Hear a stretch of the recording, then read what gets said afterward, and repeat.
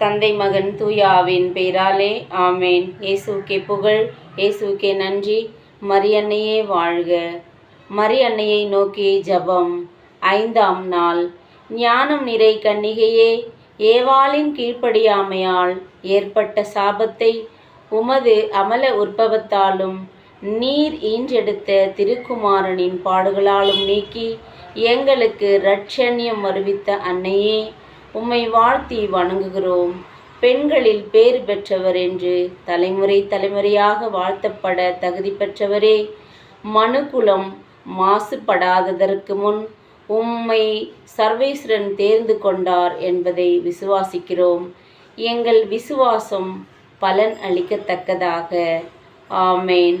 மௌனமாக தேவையான வரங்களை கேட்டு ஜெபிக்கவும்.